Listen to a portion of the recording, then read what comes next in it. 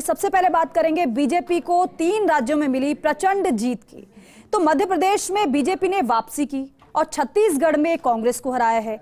अब सवाल यही है कि आखिर दोनों राज्यों में बीजेपी किसे कमान देगी और बीजेपी की जीत के कारण क्या रहे हैं, इसको लेकर चैनल हेड डॉक्टर जगदीश चंद्र ने जेसी शो में क्या आकलन किया है, आप भी देखिए कि आखिर कैसे भाजपा को इतना प्रचंड बहुमत सबसे पहले मध्य प्रदेश का जिक्र करते हुए वहां मिला है। सबसे पहला कारण है नरेंद्र मोदी का मैजिक, मैं हूं ना, नरेंद्र मोदी कार्ड, नरेंद्र मोदी तूफान जिसे कहते हैं, जो सब राज्यों में चला, मध्य प्रदेश में बहुत तेज़ी से चला वो।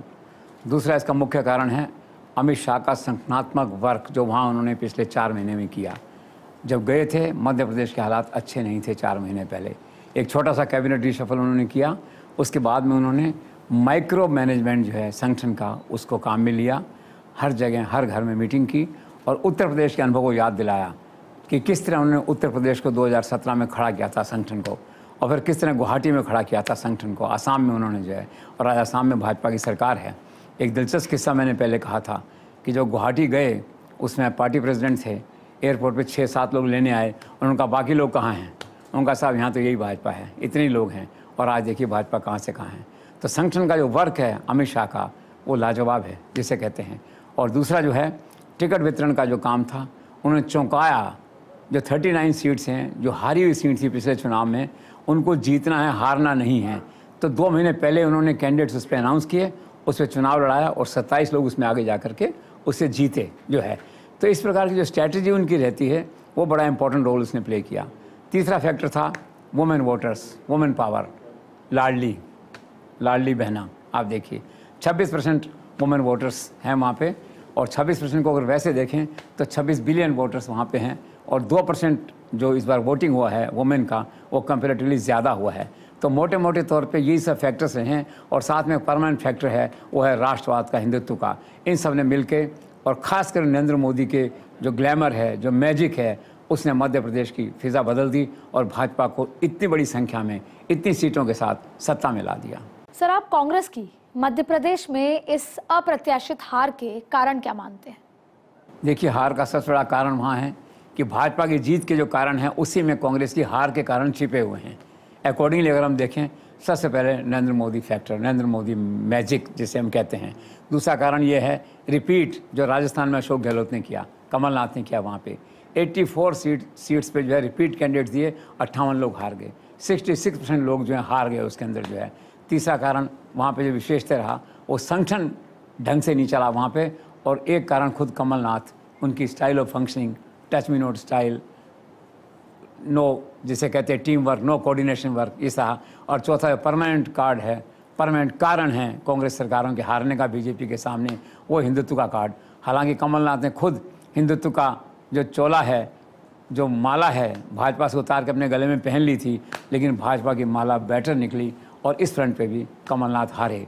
तो इन सब कारणों से कांग्रेस हारी, और सब कारणों को एक साथ रखें और एक कारण पूछें अगर मुझसे कोई एक, तो उसका कारण है, उसका उत्तर है नरेंद्र मोदी, नरेंद्र मोदी, नरेंद्र मोदी। सर, पीएम मोदी का फेस, अमित शाह की स्ट्रैटेजी बीजेपी को जीत दिलाने में एक बड़ा इंपॉर्टेंट रोल प्ले करती है।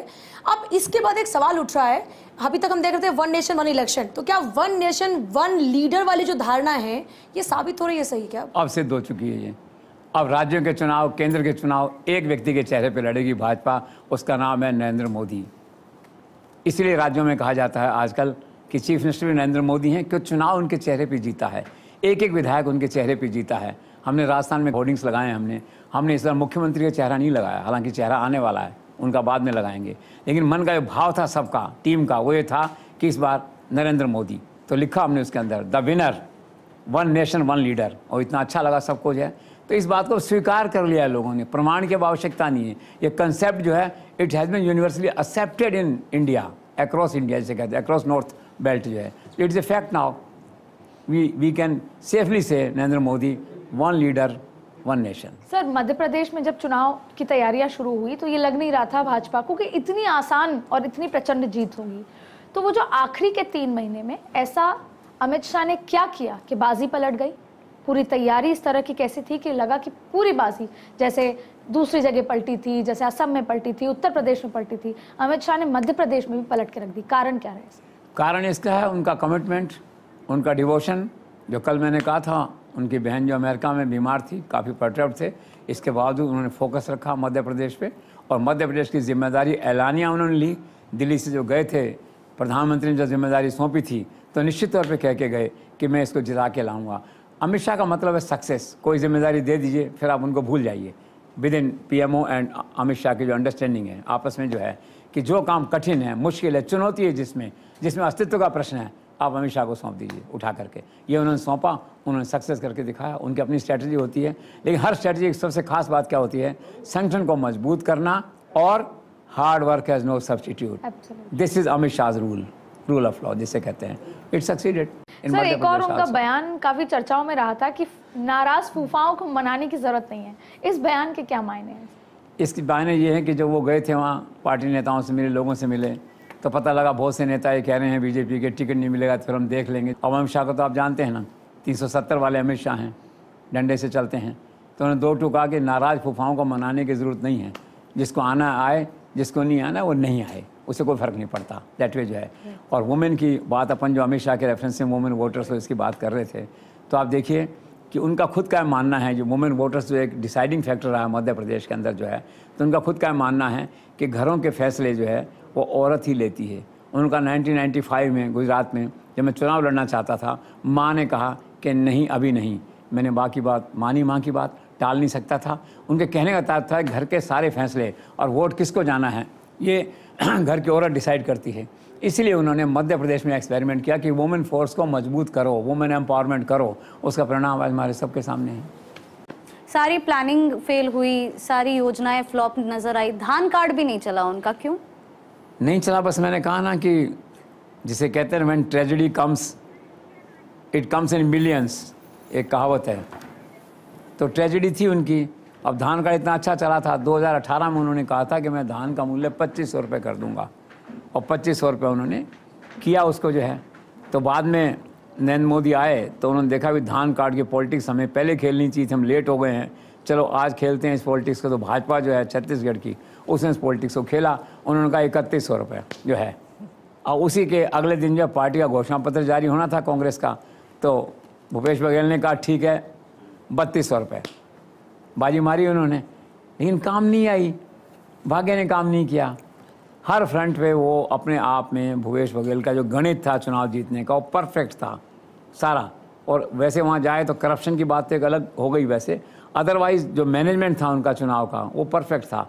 लेकिन भाजपा के मैनेजमेंट के सामने वो एक सुनामी की तरह बह गया, जैसे कहते हैं ना, तिनके की तरह, ताश के पत्तों की तरह बिखर गया वो। सर, जो आप ध्रुवीकरण की बात कर रहे हैं, तो क्या छत्तीसगढ़ की लड़ाई तेली और कुर्मी समुदाय के बीच थी, और क्या यही वजह रही कि कुछ सीटों पर बीजेपी का खास तौर पर पोलराइजेशन देखने को मिला? हाँ, रही निश्चित तौर पे। अब तेली, कुर्मी और तेली में क्या है, साहू कास्ट है वहाँ पे जो है। एक भुवनेश्वर साहू करके एक यंग लड़का था 21 साल का वहाँ पे जो है। अब साझा कॉन्स्टेंसी एक वहाँ पे काफ़ी दूर है वहाँ से जो है। अब वहाँ पे कोई दंगा वंगा हुआ, उसकी हत्या हो गई, मारा गया वो जो है। तो कांग्रेस का कोई बड़ा नेता चीफ मिनिस्टर से घर पे नहीं गया सांत्वना देने के लिए जो है। इधर क्या हुआ, भाजपा वालों को पता लगा, अमित शाह गए हुए थे, तो उन्होंने उसको बुलाया, पार्टी ज्वाइन कराई उसके फादर को, ईश्वर साहू को जो है, साझा कॉन्स्टेंसी से। वहीं मंच पे अपने सामने उसको ज्वाइन कराया, खुद खड़े हुए वहाँ पे। वो आइडिया हिट हो गया, तो ध्रुवीकरण आसपास के 7-8 सीटों में ध्रुवीकरण हो गया ना उसका। और वो जो ईश्वर साहू हा, उसका फादर जो है, वो चुनाव जीत गया वहाँ पे जो है, और उसका असर आसपास की कॉन्स्टेंसीज पे पड़ा। एक घटना और मेरे ध्यान में आ रही, इसी तरह से रमन सिंह का जो गृह जिला है, वहाँ पे जो गृह नगर है उनका जो है, वहाँ एक घटना हो गई थी पड़ोस में, धार्मिक जुलूस को लेकर के जो है। वहाँ भी कुछ तनाव हुआ, ध्रुवीकरण हुआ, वहीं भाजपा का व्यक्ति जीत गया वहाँ पे, और कांग्रेस का सीनियर मिनिस्टर था वहाँ पे, हार गया वहाँ पे। तो ध्रुवीकरण तो हुआ 2-3 घटनाओं से। इस तरह से क्या है कि रायपुर में जो वहाँ का चेयरमैन है, मेयर हैं जो, वो मुस्लिम है जो, उसको पार्टी टिकट देना चाहती थी, नहीं दे पाई इसी क्राइसिस के अंदर। एक और सीनियर मिनिस्टर है मुस्लिम वहाँ पे, जो केवल एकमात्र मुस्लिम मिनिस्टर है वहाँ पे, एकमात्र मुस्लिम है कैबिनेट में जो है, वो भी हार गया वहाँ से। तो ध्रुवीकरण तो काफ़ी हुआ वहाँ पे जो है। और सर, अब रायपुर में कैसी होगी नई गवर्नेंस? रायपुर में गवर्नर ऐसी होगी जहाँ भी, जिसमें वहाँ भी कहा आपसे कि ट्रांसपेरेंट होगी, करप्शन फ्री होगी, रेगुलर होगी, गुड गवर्नेंस होगी, और जिसे कहते हैं थोड़ा सा हिंदुत्व कार्ड ज़्यादा चलेगा, क्योंकि हिंदुत्व कार्ड एमपी की तुलना में, एमपी में तो वुमेन कार्ड चला है ज़्यादा, हिंदू कार्ड से भी ज़्यादा, यहाँ पे हिंदू कार्ड चला है वुमेन कार्ड से ज़्यादा जो है। उसका परिणाम देखिए आप, अभी तो रिजल्ट आए हैं, मुख्यमंत्री का घोषणा नहीं हुई, चयन नहीं हुआ, और वहाँ के बाज़ारों में अभी से जो है हिंदू मुस्लिम कार्ड कहिए या हिंदुत्व का असर दिखाई देने लगा है। अब वहाँ पे जितनी मीट की दुकानें हैं दिन में थोड़ा ठीक ठाक सी होने लग गई हैं, मतलब कोई ऐसे गंदगी नहीं रहे, इधर नहीं रहे उधर नहीं रहे जो है। और दूसरा जो है मुस्लिम मार्केट था रायपुर में, वो 3:30 बजे तक रात को रहता था वहाँ पे, अब वो रात को 10:30 बजे बंद होने लग गया है। अतिक्रमण थे जो मुस्लिम बिजनेसमैन और इनके थड़ी वालों के इसके कर रखे थे लोगों ने छोटे मोटे, और प्रशासन खुद ही हटाने लग गया है। तो उनसे पूछो भी किसने कहा, अभी तो सरकार बनी नहीं, किसी ने नहीं कहा, पर ब्यूरोक्रेसी है, और ब्यूरोक्रेसी का तो होता है ना आगे से आगे बढ़ के more loyal than the king. तो आने वाले कल का स्वरूप उन्होंने जो दिखाना चालू कर दिया वहाँ पे जो है। तो छत्तीसगढ़ का आने वाला कल कैसा होगा, वो इसी तरह का होगा, जिसमें हिंदू मतदाता का स्वाभिमान सम्मान थोड़ा बढ़ेगा और मुस्लिम मतदाता थोड़ा सा कर्टेल होकर थोड़ा सा अपनी सीमाओं में काम करने की कोशिश करेगा।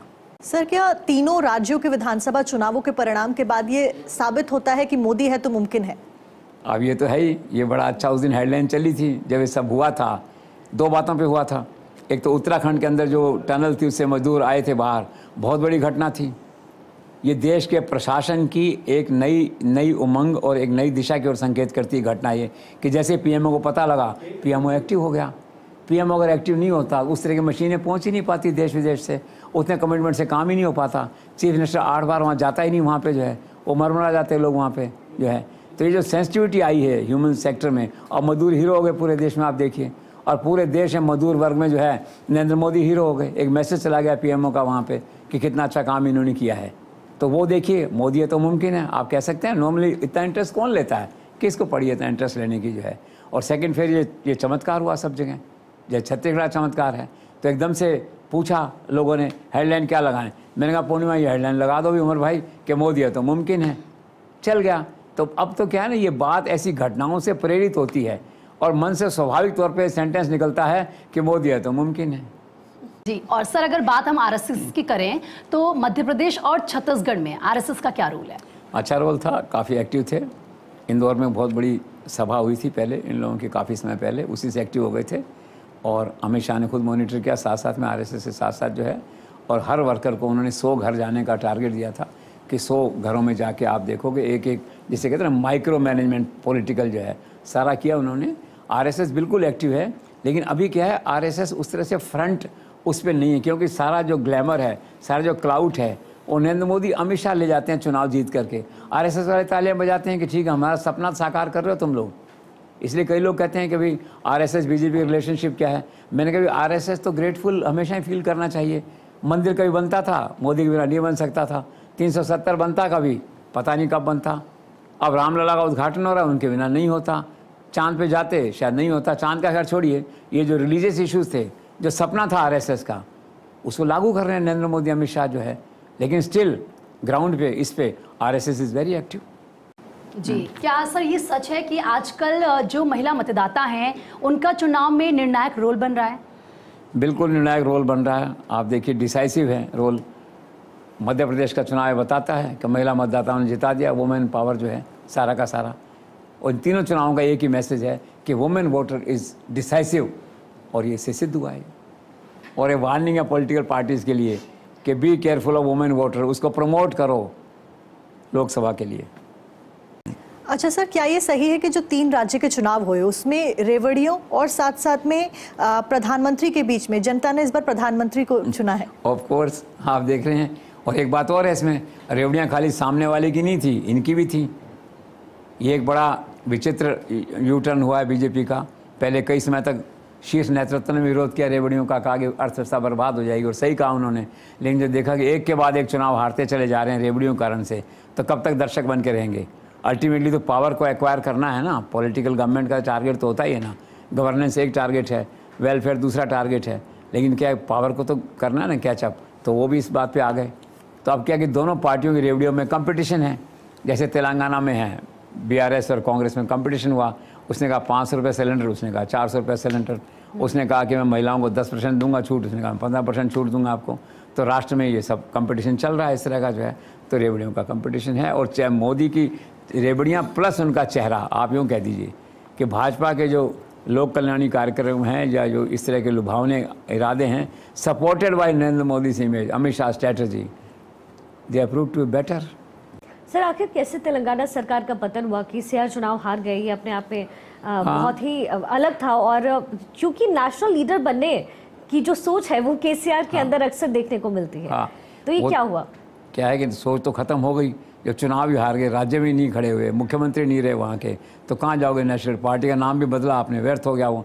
अब सवाल आपका वाइटल ये कि चुनाव कैसे हारा उन्होंने, ठीक है ना? तो एक तो मोराल है इसके अंदर बड़ा इंपॉर्टेंट कि कर्नाटक में चुनाव जीतते ही, बेंगलोर में चुनाव जीतते ही, हैदराबाद क्या है बिल्कुल बगल में है, 40 मिनट की फ़्लाइट है, असर आता है। मोराल ट्रेवल कर गया वहाँ से, बेंगलोर से हैदराबाद, कांग्रेस वर्कर्स में, कि हम चुनाव जीत सकते हैं जो है। और पहली बार उनको ऐसा लगा कि मुस्लिम वोट चूँकि पड़े हैं कर्नाटक में डिसाइसिवली, तो तेलंगाना में मुस्लिम्स ने सोचा कि हम डिसाइसिवली वोट कांग्रेस को दें तो हम पलट सकते हैं बाजी, क्योंकि बीआरएस पे पहले डाउट है कि वो अंदर ही अंदर बीजेपी के साथ कुछ कर रहे हैं, अपना अंडरस्टैंडिंग कर रहे हैं। तो इससे क्या है कि सारा मुस्लिम वोटर जो है ना वो यूनाइटेड हो गया, कंसोलिडेटेड हो गया इन फेवर ऑफ कांग्रेस। एक तो ये कारण रहा।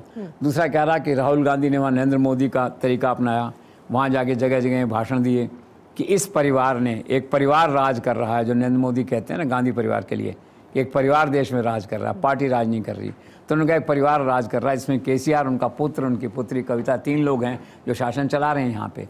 और एक कहा सेकंड, इन लोगों ने लूटा यहाँ 1 लाख करोड़ रुपए, आप हमें वोट दीजिए, हम वो पैसा निकालेंगे, आप एक खाते में डालेंगे, ठीक। इस तरह के लुभावने नारे चले वहाँ पे।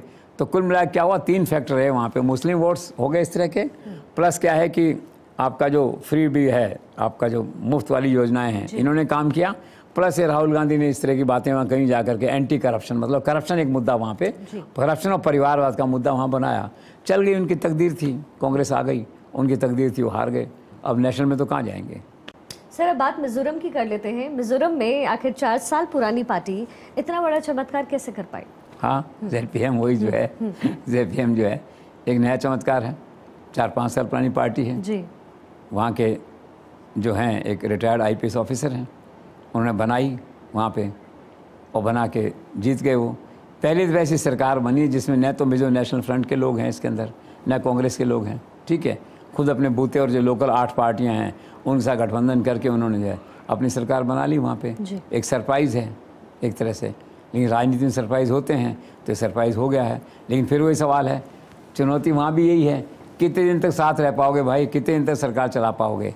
फिर पता लगा 8 आदमी छोड़ के शाम को चले गए, क्योंकि नॉर्थ ईस्ट में क्या सुबह कुछ होता है शाम को कुछ होता है, लोग आते हैं चले जाते हैं जो है। तो ऐसी आशा की जानी चाहिए सरकार स्थायी रहे वहाँ पे, और कोई इसको दूसरे 6 आदमी ले नहीं जाए, कोई दूसरी पार्टी आकर कांग्रेस या कोई दूसरी, और उसको जो है ना अस्थायी नहीं कर दे सरकार को जो है। लेकिन अभी तो ये चमत्कार हुआ है, एक आश्चर्य की बात है, 4 साल पुरानी पार्टी जो है सरकार बना रही है वहाँ पे।